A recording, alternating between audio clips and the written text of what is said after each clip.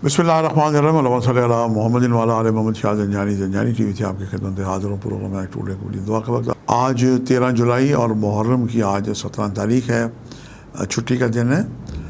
परवरदिगार से आज ख़ुसूसन दुआएँ कर सकते हैं सैयद शुदा इमाम अली मुक़ाम मौला हुसैन के वसीले से।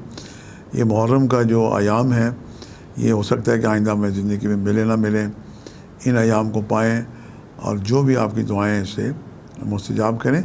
आज जो मैंने वक्त निकाले आपके लिए कबूल दुआ के वक्त, पहला वक्त जो है मेरे नज़दीक सुबह 4:15 से लेके 4:45 का वक्त है, और दूसरा वक्त जो है आज 12:32 से लेके 1:12 का वक्त है, और तीसरा वक्त शाम 6:45 से लेके 7:12 का वक्त है।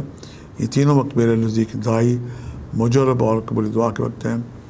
वो बहन भाई जो अपने आप को एक इज़्ज़त चाहते हैं, हशमत चाहते हैं, तरक्की चाहते हैं, उन्हें मैं अर्ज़ करूँगा कि वो सूरह शम्स की तिलावत करें, कम अज़ कम एक दफ़ा, ज़्यादा से ज़्यादा 10 दफ़ा करें, और फिर अव्वल आखिर दुरूशी पढ़ के अमीरुल मोमिनीन अली इब्न अबी तालिब के वसीले से दुआएँ करें।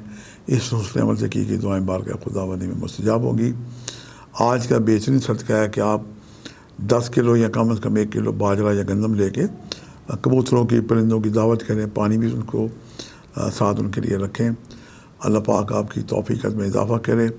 इस हुस्न अमल से की गई दुआएँ बारगाह खुदावंदी में मुस्तजाब होती हैं, और सदका और खैरात का अजर जो है ये कई गुना परवरदिगार अता करता है।